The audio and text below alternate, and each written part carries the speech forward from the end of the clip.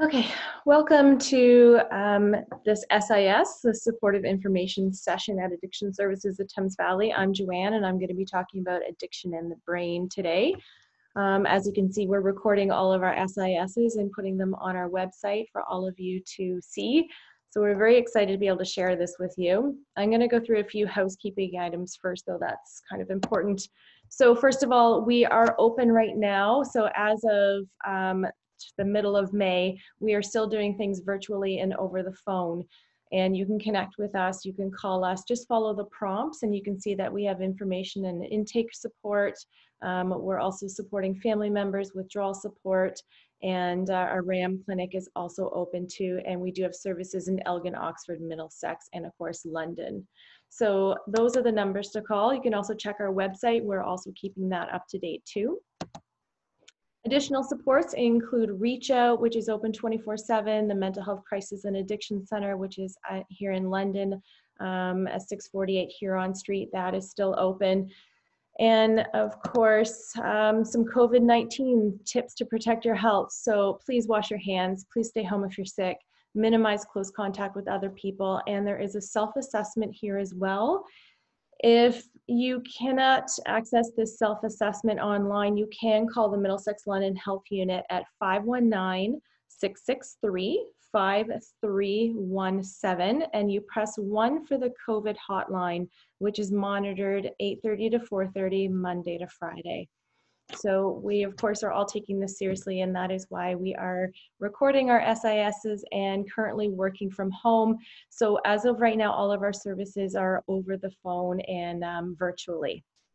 We're doing some service as well.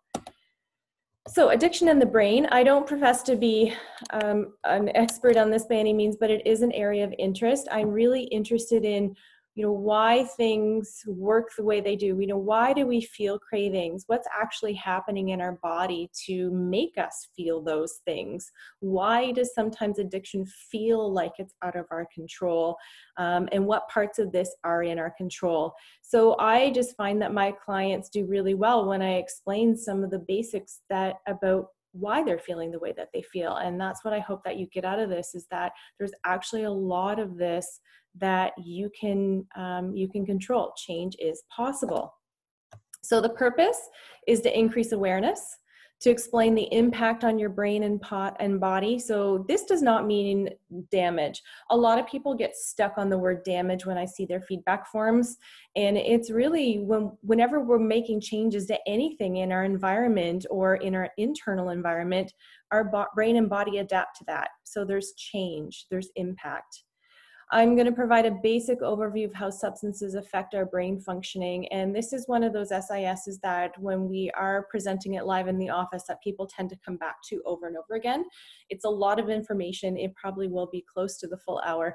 And I just tell people to please come again to this one and rewatch this, and especially at different times during the changes that you're making, because you may find that later on some of this information is more relevant as you have made some changes.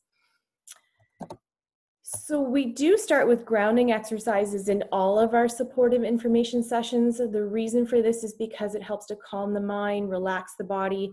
And really, if you're taking the time to watch this right now, I really want you just to let go of everything else that's happened in your day before and what's going to happen after, and just really take your time and focus on how this information can be relevant to your situation. And I also just want to say that in this SIS, as I talk about addiction, please know that I'm talking about drugs, alcohol, gambling, hypersexuality, all of those addictions that we address at Addiction Services at Thames Valley. And also know when I say recovery, I just mean whatever change that you are trying to make or evaluating for yourself. So sometimes we think we're relaxed, but we may not actually be relaxed. So wherever you are right now, wherever you're listening to this or watching this, I just want you to get comfortable in your chair or whatever you may be doing, and just take a moment. You can leave your eyes open or you can close your eyes. It's up to you.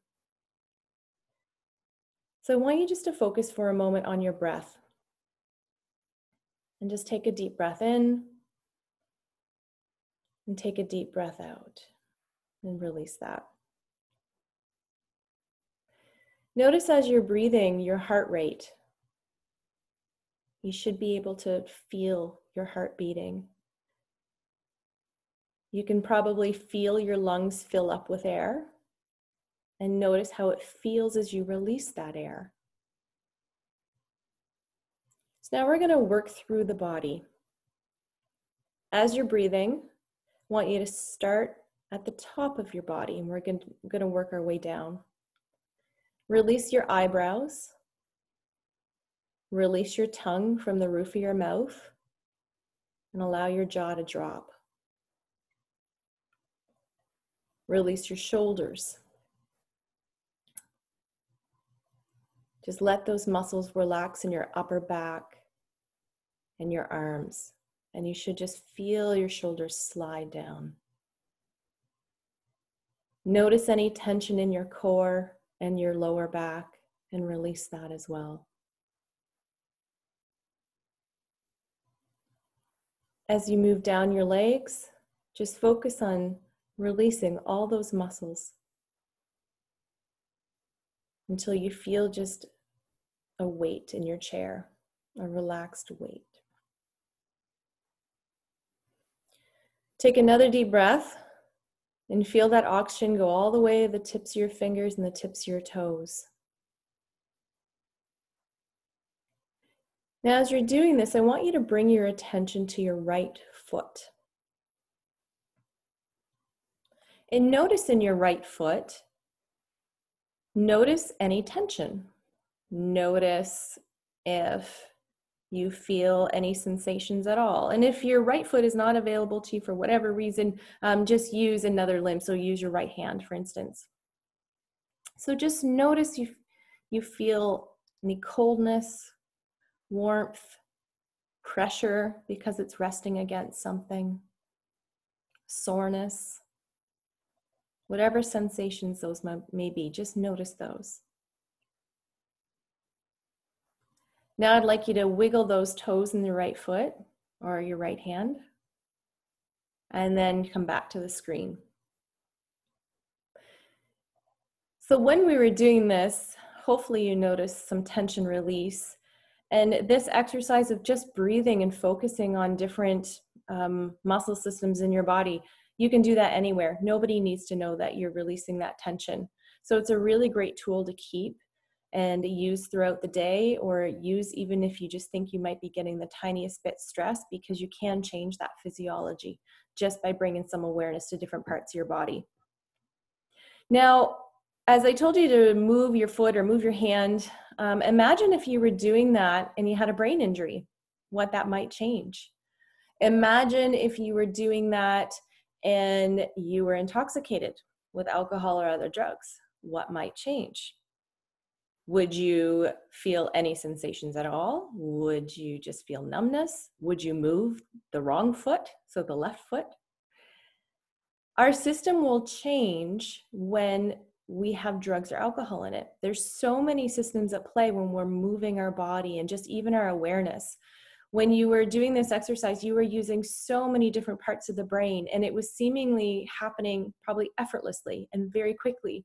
But really, there's multiple connections happening as you were moving something or thinking about something.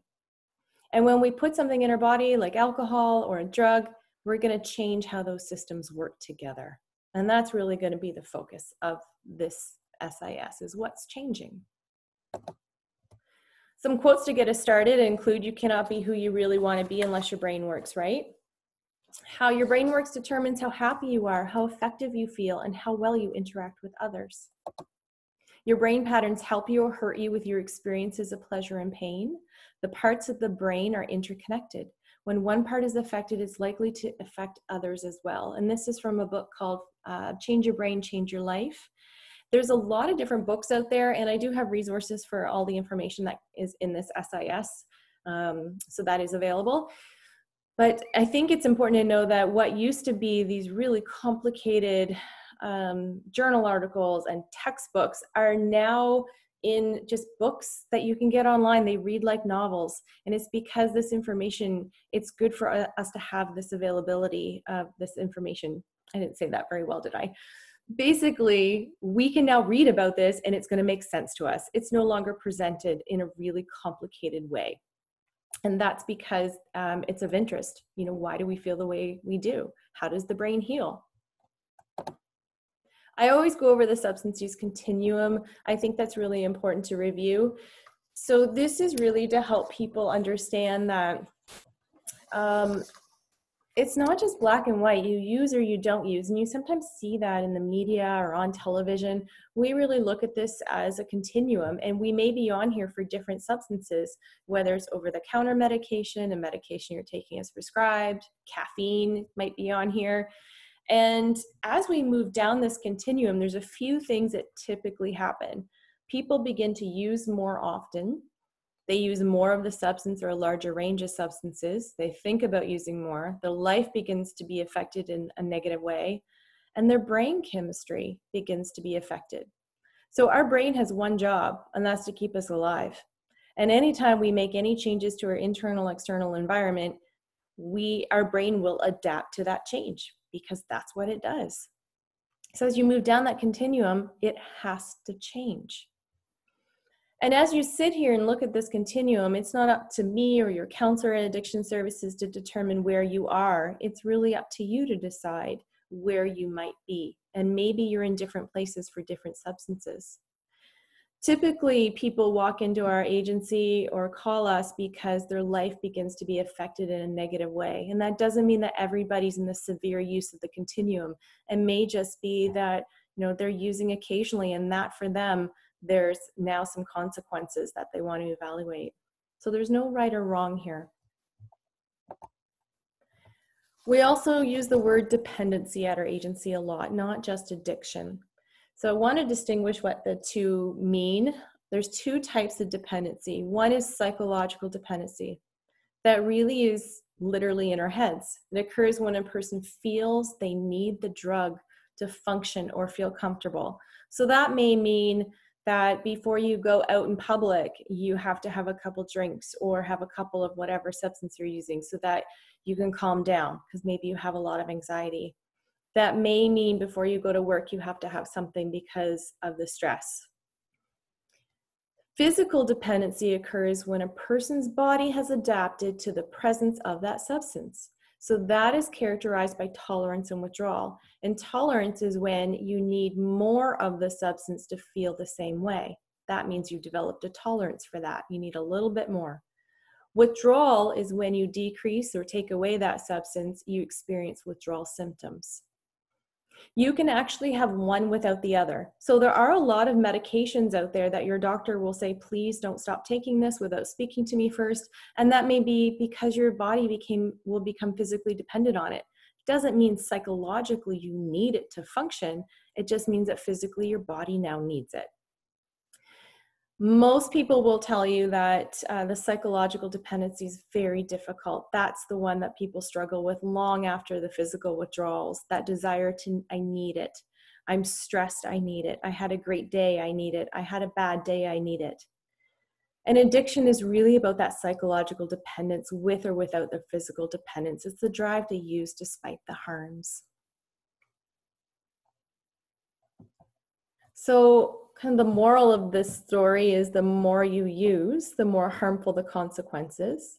The more you're probably going to think about using, the more your mental well-being may change, the higher your tolerance, the more your health may be affected, but also the more your brain will change as you move down that continuum.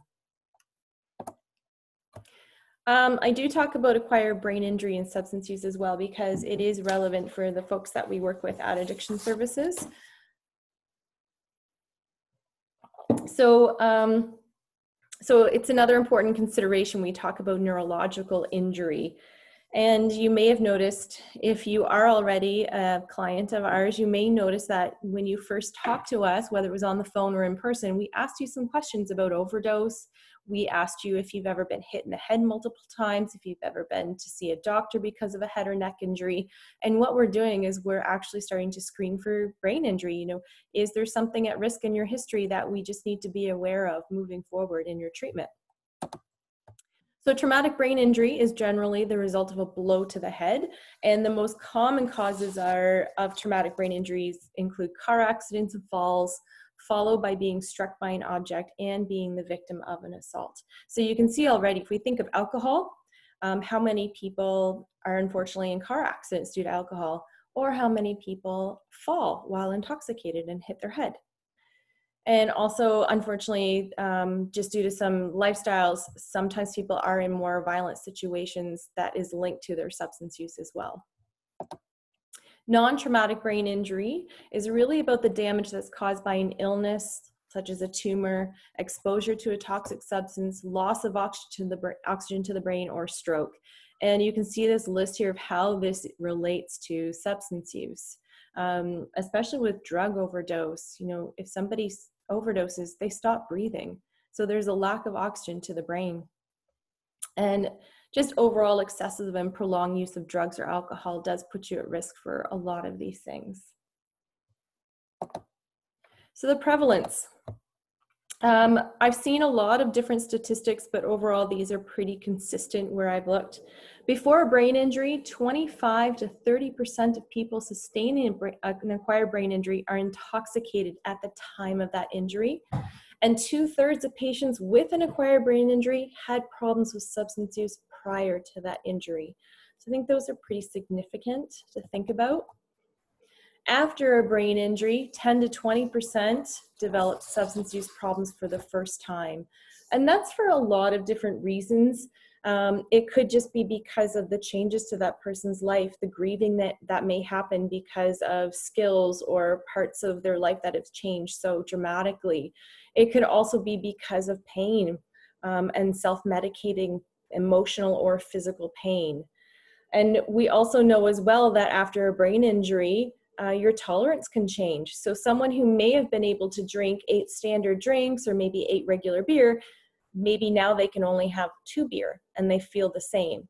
So your brain and body can change how it actually responds to substances. We also know that people are 3 to 8 times at higher risk of having another acquired brain injury after the first one as well. So just to go back to that, if you do have any questions or you're curious or wondering, please speak to a counselor at Addiction Services at Thames Valley. We are all brain injury informed. We have the resources, and there are some resources available in the City of London and surrounding areas, and we will link that as well in the resources section for this SIS. So brain communication. I always think this is really fascinating. The human cortex, or the human brain, has 30 billion neurons and is capable of making 1 million billion synaptic connections. So what that means is that in a brain cell, there's all these connecting pieces, all these branches, and all those branches are capable of connecting to another branch of another cell. And that's why it's capable of making 1 million billion synaptic connections. So we have millions of them. It's a tangled mess in our brain, and that's actually what we want. So studies have shown that after some research was done on cadavers, and what they found is that when someone continued to learn later in life, so not just doing puzzles, not just reading, but actually learning maybe new skills, learning a new language, going back to school, learning a new instrument, they continue that learning late in life, they found that their brains after their death were heavier and denser than the average person. So it does mean that we continue to build and make connections as we continue to learn in our life. So there's a lot of different kinds of neurons, but the ones we're going to focus on are the neurons related to the reward pathways in the brain. So we build new pathways. Again, I'm kind of simplifying this, but we build new pathways every time we learn something new and we practice it. So the more the same message is fired in the brain over and over, so a pattern of repeated firing, the more this gets wired into your brain. So that's why you sometimes hear what gets fired together gets wired together. So an example is learning a new skill. So it might be crocheting, knitting, driving a standard, playing sports, anything that requires a coordinated set of movements. So your responses and your reflexes, all of that gets easier and easier and easier with practice. You're doing the same thing over and over and over and over again. And the brain will always go towards what's going to conserve energy. So when it's doing something over and over again, those pathways actually become smoother, more efficient messaging, the firing of messages throughout the brain.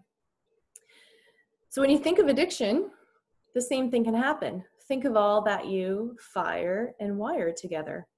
People, places, things, feelings, times of day, places in your home, the paraphernalia, the voice of your dealer, certain phone numbers. You've paired that over and over again, and what gets fired together gets wired together. So that's why cravings become a really important topic in this SIS, and I will get to that. So trained or stimulated neurons develop 25% more branches and increase their size, the number of connections per neuron, and their blood supply. An increased number of branches drives the neurons further apart, leading to an increase in volume and thickness of the brain. And that's from The Brain That Changes Itself by Norman Deutsch. So to me, that's really fascinating. So the brain basics, basically the frontal lobe, the front part of the brain, that is your executive thinking center. It's the part that makes you who you are. It's where your personality is, your ability to plan, set goals. That's also considered the newest part of the brain. So if you think of evolution, that's the one that developed later over time, where the older parts of the brain have been there for hundreds and hundreds and hundreds of thousands of years, if not millions. The brainstem is considered the old brain. So that's deep at the base of the neck. And that is the part that regulates temperature, heart rate, and reflexes, or basically all those things we don't have to think about. Where the limbic system, so your inner part of the brain, that's where your reward system is. And I'll talk about that later. It also stores your memories. It's where you learn and emotion. And that's also where dopamine is wired throughout that part of the brain as well. So like I said, the brainstem, the limbic system, is the oldest part of human beings, and the thinking centers have grown throughout evolution. So the brain is really complex, but really everything is working together. And when you affect one part, you're going to affect others as well. So we think of neurons. Like I said earlier, your brain is made up of billions of cells, but these don't connect with each other. Instead, they connect at this little spot called a synapse. Some people call it a synapse, but I call it a synapse. And there's synapses at the end of every single branch before it reaches the next branch. So that space is actually really important when we think about addiction. So there are websites online. If you can see this slide, this one has a lot of great resources on it. But the really cool thing is that you can look up alcohol in the brain, crystal meth in the brain, benzodiazepines in the brain, and some really great university websites will come up with videos and slides that really explain what's happening. And I encourage you just to do some research about some topics that are relevant for you and what you're trying to address. So this is like a close-up of the synapse. So axons, they carry electrical impulses, so 2 to 200 miles an hour to the dendrites of the next neuron. So once the electrical signal gets to the end of the axon, it triggers the release of a chemical messenger, and this is called a neurotransmitter. A lot of people, when I say neurotransmitter, at first they don't know what I mean, but when I ask you to name a couple, you'll be surprised. You actually already know a lot about neurotransmitters. So some really common ones are dopamine, which you've probably heard of, and serotonin, and there's quite a few others. They all have their own jobs in our system. So they communicate with these, our brain communicates with these neurotransmitters. Neurotransmitters are released into the synapse, or that gap in between the two cells, and there's a lock and key. They fit like a lock and key into the next into the next axon, and that's then signals a response to either fire or slow down. So the signals either excite the neuron, which make it more likely to fire, or it sends a message to make it less likely to fire, which is an inhibitory response. So what substances do, and this includes gambling and other addictions, what substances do is they affect what neurotransmitter is released into that synapse, how long it stays, which then impacts the messaging that's going to the next neuron and the next neuron and the next neuron. So it's either going to continue to speed things up or it's going to slow things down. And that's really why we feel the way we feel. It's because of those neurotransmitters and what they're doing in that synapse. If you kind of think of, well, actually, I'll get to that in just a minute. So neurotransmitters, like I said, dopamine, that is your main neurotransmitter linked to your reward pathway. It's also linked to feelings of euphoria and learning. So that's actually really important to know, is when dopamine is released, it's linked to our learning centers. These pathways then connect to most of the brain, and drugs that affect dopamine levels affect 3 major pathways in the brain that are related to motivation, memory, emotional response, and motor control. If you think of any substance out there, most of them will affect your motivation, your memory, emotional response, and motor control. And that has to do with what's happening in the brain. Serotonin is another one you hear a lot about. This is also affected by many drugs. It plays a role in body temperature, sleep, mood, appetite, and pain. So like I was saying, there's more, all with their specific locations and functions in the brain and body. So stimulants, if we look at the different classes of drugs, these are the substances that seem to speed the brain and body up. So this would be your cocaine, crack, amphetamines such as crystal meth and speed. Nicotine also falls into this category, and gambling falls into this category. So what's happening in your body is basically these substances cause dopamine to flood your system. And when that's happening, your heart rate's also increasing, your blood pressure goes up, so it increases your alertness and endurance, and your appetite goes down. So basically what stimulants do is they put our body into a fight or flight state. So fight or flight is a natural reaction we all have. You know, someone comes around the corner, scares us, we're ready to fight, we're ready to run. That's just something throughout evolution we all have, and animals have it as well. The thing is that we were not designed to stay in that state. It's supposed to be very quick. It's about survival. So when you're taking some of these drugs, such as cocaine or even crystal meth, which can last for hours and hours, your body is then put in a state that it just wasn't supposed to be in. So overstimulation over time can cause heart, blood vessel, and seizure problems because there's just so much firing happening in the brain. If you think of that slide that I had earlier, if you kind of think of that as your normal, we're all going to have our own normal brain chemistry, whatever that looks like for each of us. If you kind of consider a pot on the stove, just kind of simmering, and that's your normal. Imagine if you add some crystal meth to it, or Ritalin, or cocaine. What's happening now is the pot's now simmering, because there's just so much dopamine being released. And when all that dopamine's released, it then causes some responses in the next neuron, the next one, and the next one. And the responses that are happening are actually increasing firing. So there are some really great videos out there. This one, if you just Google UCLA brain and behavior, this video comes up. It's really good. But like I said, just look up, you know, cocaine in the brain, Ritalin in the brain, crystal meth in the brain, and there are some really wonderful videos out there that can help you give some visuals to this. So when the brain is flooded by dopamine, so I'm going to talk about that in just a little bit more detail when I talk about the reward system, but to give you an understanding of what's happening with dopamine, our natural reward system includes food, sex, nurturing, love, water. Those are natural rewards. We continue to go for those because they make us feel good. It's about survival. And food increases dopamine by 50%, give or take, and that's a stat by Dr. Gabor Mate. Sex increases dopamine by 100%. Cocaine increases dopamine by approximately 300%. And then crystal meth increases dopamine by approximately 1,200%. Now, you will see varying stats online, but in general, those are the stats that Dr. Gabor Mate speaks about. So imagine our natural rewards, like food, increase dopamine by 50%, by half. But then you take a drug like crystal meth, and it increases dopamine by 1,200%. So when that's happening, our brain has to adapt to that.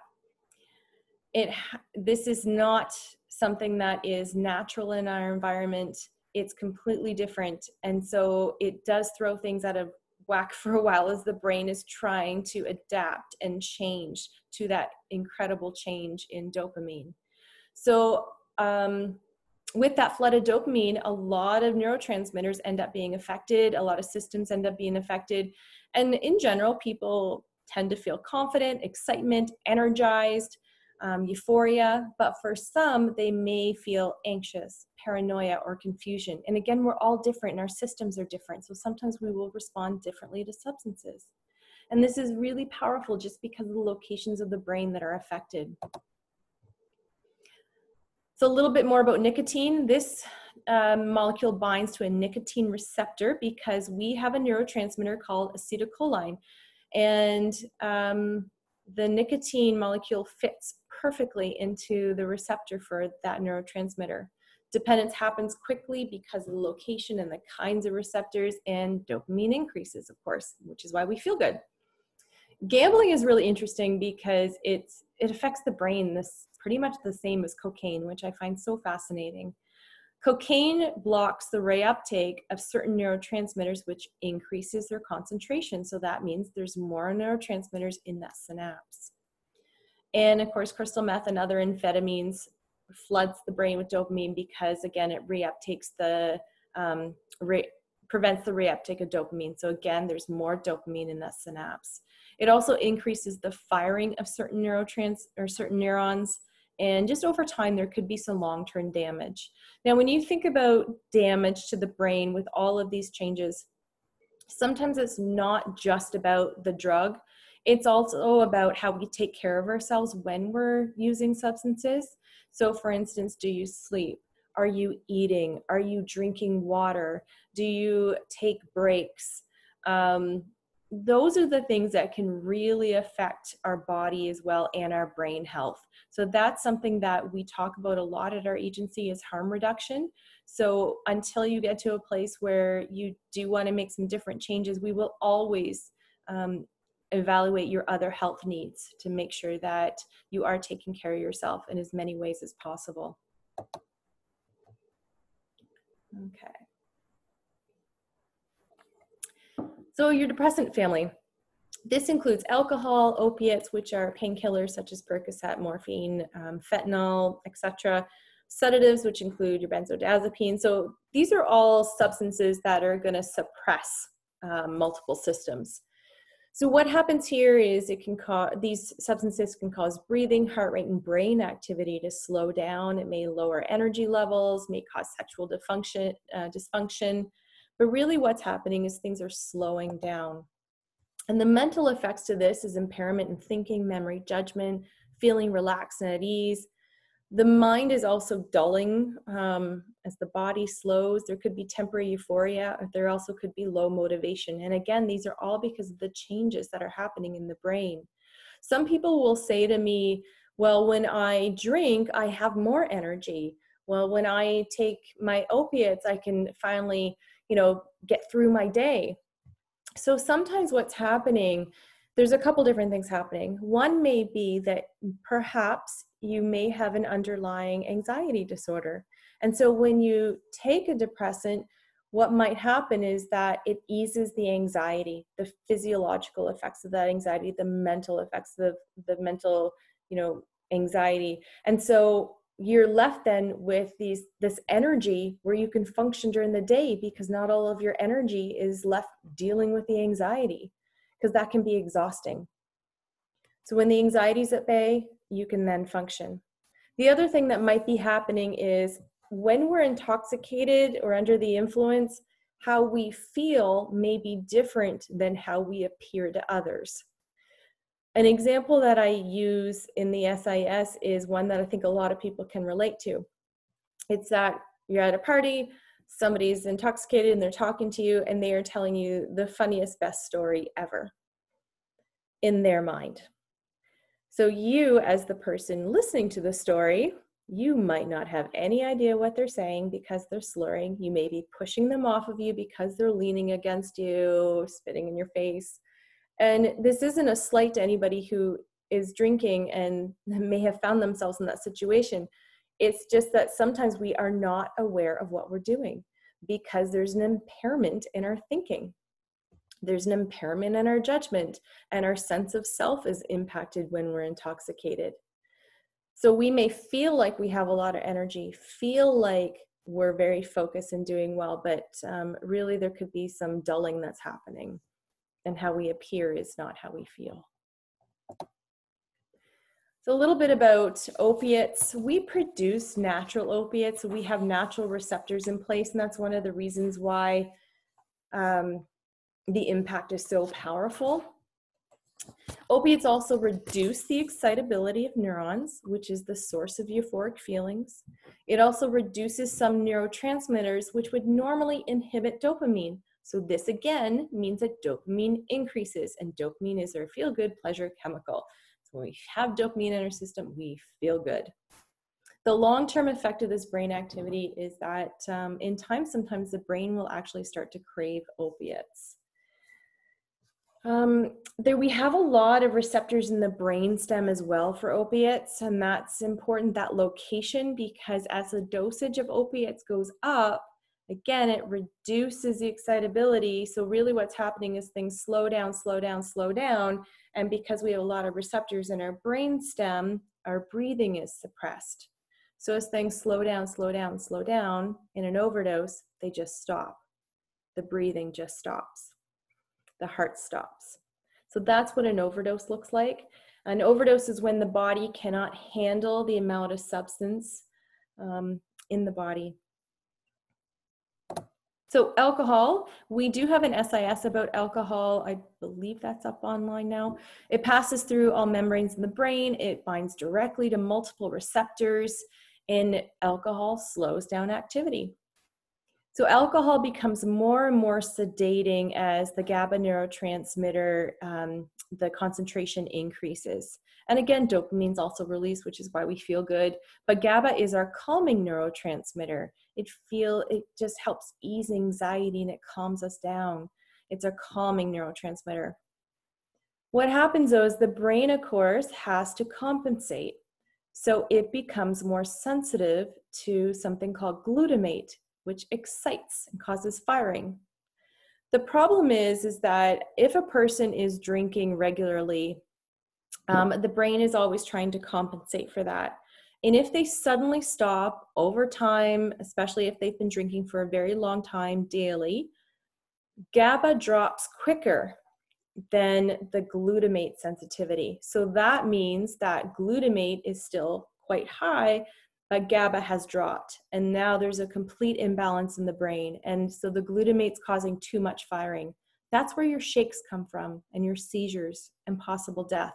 So alcohol withdrawal is not something to mess around with. That is something we take very seriously, and we will always ask you at intake, how much are you drinking? How long has this been going on? Because what we're assessing right from that second we meet you is what will withdrawal look like for you, and will it be safe? So we always encourage people to withdraw safely.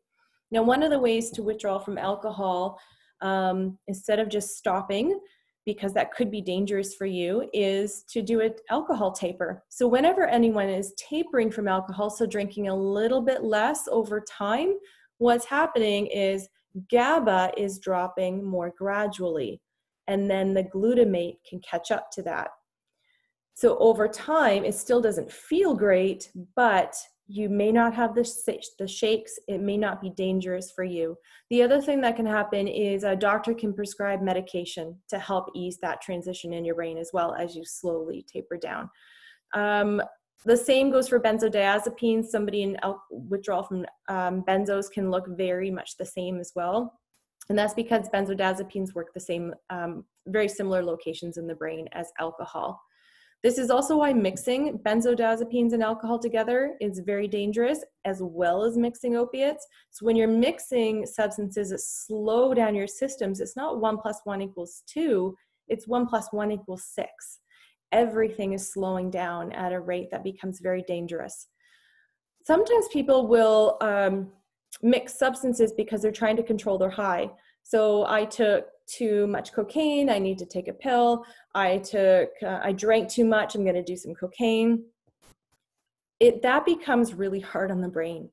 If you think of a car and you put your foot on the brake and you put your foot on the gas, imagine what that's going to do to the engine.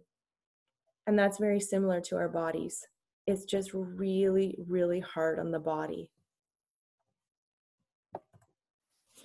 So just very quickly about blockers. So this would be your Suboxone, methadone, caffeine's actually a blocker. What these medications do is they are molecules that fill those receptors. It's kind of like a lock and key, they fit. And because they're made in a lab, they're made to produce a different kind of signal to the next neuron. Let's put it that way. So basically when someone's taking methadone, which is a substitute for, it's an opiate substitution therapy. So what that means is that instead of all these crazy highs and lows from taking opiates, that this medication helps the person's brain chemistry regulate. So it means that the person's not going to get the same highs when they take the methadone. It'll block those receptors, they don't go into withdrawal, but it stabilizes brain chemistry and stabilizes the body. So we all know when we're feeling healthy, we think better, we feel better. And when we're feeling healthier and our body's healthier, we can then address other areas of our life. So methadone, Suboxone, these blockers per se, they are medications that can just really help to stabilize the body. And what the person does with the medical professional is they slowly taper down from that medication. And it's a really effective way to make changes to opiate addiction. I'm not going to talk about marijuana too much because we have cannabinoid receptors located throughout the brain, and everybody's different. There's so many different strains of cannabis out there that it's hard to classify. It affects people so differently. There could be relaxation for some people, changes to visual and auditory perceptions. We do know when THC is present, it interferes with a specific process of regulating mood, memory, appetite, pain, cognition, and emotions. And MDMA, again, that drug is sometimes hard to classify. It's often hallucinogen, and stimulants are often mixed in. We know serotonin increases. There's effects in other neurotransmitters. Dopamine, of course, is released. And the pills are often cut with something else. So I'm not going to go into that too much today. Okay, this is very important. So understanding the reward system. Basically, the brain is wired to avoid pain at all costs because pain is considered a threat to survival. The brain's job is to keep us alive. So some people feel powerless or overwhelmed with pain, and pain could be psychological pain, could be emotional pain, memories, physical pain because you're sick, could be pain that's from stress. Basically, the brain doesn't care. All it sees is, this doesn't feel good, get rid of it. It sees it as a threat. So the limbic system, this is again deep in the brain, so part of the old brain. The limbic system has not changed much in terms of evolution, and that means that it's very powerful, and that's where the reward system's located. So basically, when the limbic system feels vulnerable, it's going to respond to that threat or whatever it perceives to be a threat by stress response. And for some, it's fight or flight. If you see things in your life that's very stressful, your system just wants to fix it. And it runs instinctually. I mean, that's just something we can all relate to is, I don't like this feeling. I want to get rid of it. As I mentioned earlier, the reward system evolved to promote activities essential to survival. And we all have natural rewards. So that, again, that's our food, our sex, nurturing, water. Any activities that activate this pathway become associated with feeling good. Thus, rewarding behaviors necessary for continued survival. And dopamine reinforces this reward because not only does it feel good, but it's also attached to our pathways that has to do with learning. So anytime you learn a new skill, this is why rewards are so important when we're learning something new. And this goes, you think of children, you think of animals, you think of us. If I learn a new skill and I reward myself afterwards, not only do I feel good about that new skill, but I'm releasing more dopamine, which is then going to reinforce the learning that just occurred. So the brain basics to this is when a person finds a substance or a behavior that helps them, the front brain is kind of behind the scenes registering this experience as useful. Okay. So basically, when we get high, the brain is tricked into thinking that the drug is something that's needed for survival, just like anything else that releases dopamine. It's kind of like the brain doesn't really know that that substance, if that's a bad thing, it just knows that the pain went away and it feels good. So it becomes learned. So dopamine released by drugs is 5 to 50 times greater than any other human behavior. And you saw, I've read some of those stats earlier. So that means this level of pleasure causes you to feel something you've never felt before. And that can be incredibly powerful when your day is filled with pain or your day has been very, very stressful. That release is like, oh, thank goodness for that. And the brain will remember that. So what also happens when you're using substances is that some of these highs, because they are higher than our normal kind of feelings of pleasure, it means that over time we crave those incredible highs because we're now used to that. So when you're using substances and you have these highs and lows, you have to remember that before, when you were just eating your favorite food or laughing with somebody, there was also dopamine being released in those good moments. And those used to be your highs. Those used to be like, oh my gosh, that was an amazing, burger I just ate. That was such a great meal. That's dopamine being released. That's dopamine saying, oh, that's a great behavior. Keep doing that.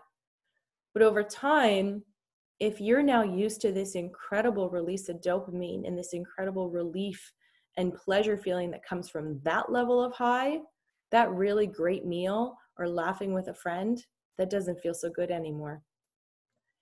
All that is, it's just that over time, when you stop using substances, after a while, laughing with a friend, reading a book, eating your favorite food, those will feel good again. But it takes a while because it's like your brain has to get used to those levels of dopamine. You have to get used to those levels of dopamine being released, and that takes time. So we talk about cravings.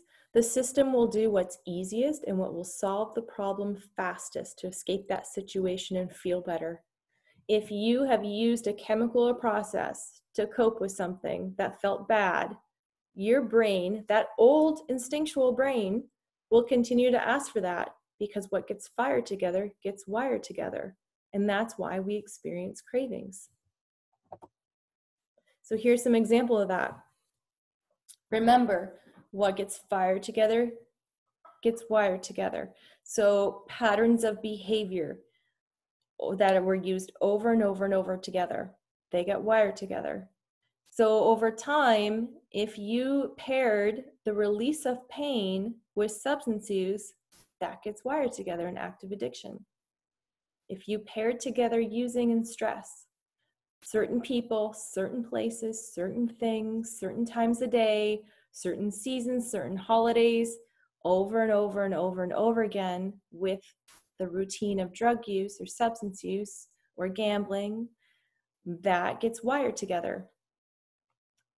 When you then experience pain, or you see that friend you always used with, or you have an emotion that you always paired together with drugs, when you have those experiences, your brain will automatically be like, we're missing something. There's something else that goes with this. And that will induce a craving.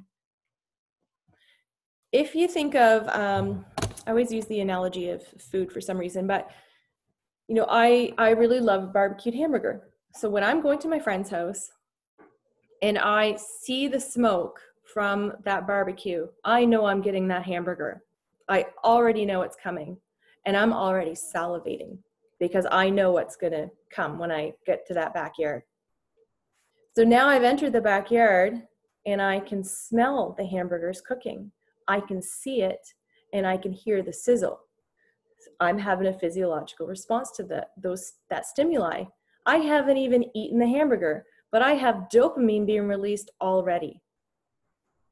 And I want that hamburger. And that's what happens with substances. When you see somebody you used with or you hear their voice, you may actually have a physiological response to that. When you know you're going to get high, you haven't even used yet, and dopamine is already being released. That's all it is brain chemistry. What gets fired together gets wired together. And you do not have to listen to it. It's just brain chemistry. This is where choice comes in. The prefrontal cortex, that front brain, that is the front part of the brain. That is the newest part of the brain. That is the part that makes us unique, but it has to be taught. That's where your learning comes in, your goal setting, your planning, talking to your counselor about strategies. It's the area of the brain that controls all thoughts and actions, and we can always learn. And this is why change is possible, because you can always build those new connections. What gets fired together gets wired together, and you are capable of creating new pathways. When you develop the front brain and have the skills to deal with stress, it can help you prevent and cope with cravings.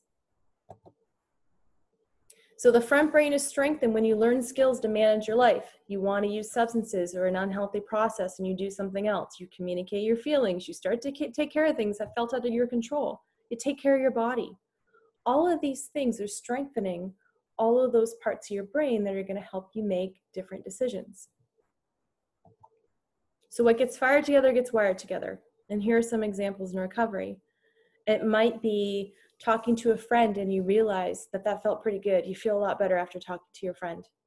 Well, register that, recognize it, and do it again, and then do it again, and you do it again. Going for a walk and you realize that you felt a lot better. You felt relaxed. Notice that. You do it again and again. Anytime you feel pain you don't use, anytime you feel stressed and you don't use, you have to do it again and again. So here's something about change though. I talked about withdrawal earlier, and typically, if you were using substances to sleep, your withdrawal is probably going to be you can't sleep. If you were using substances to manage anxiety, your withdrawal is probably going to be anxiety.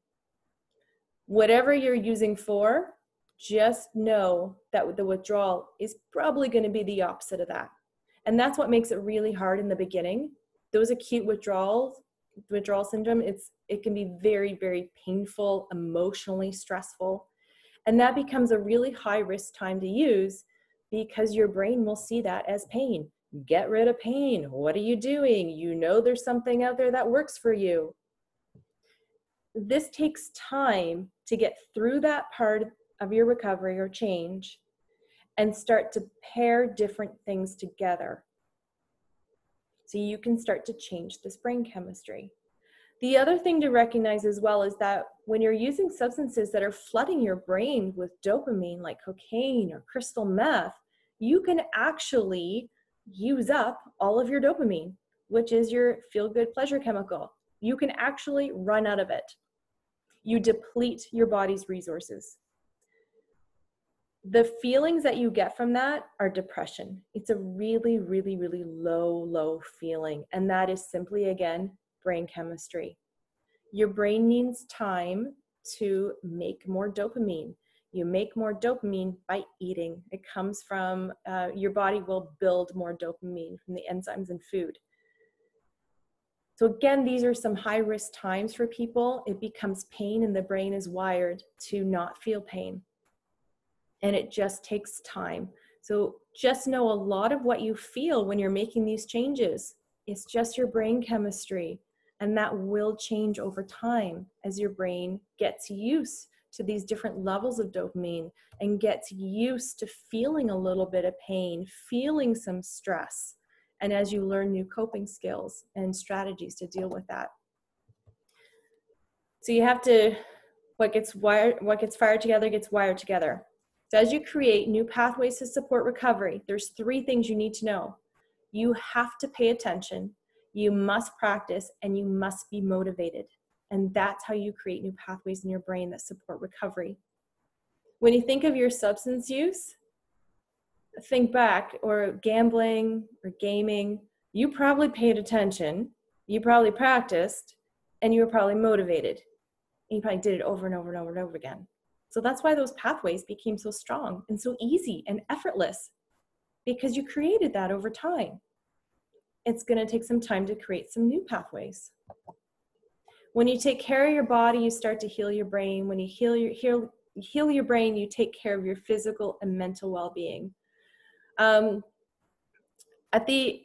this one group I was running, I had a really brilliant youth in the group, and he was explaining what recovery meant for him, and he was using metaphors. The metaphor he used is, he used to walk down this path in a field, and he walked down it so much that it became so effortless to go down that path. There was no weeds, no grass, no nothing. It was just a really bare path.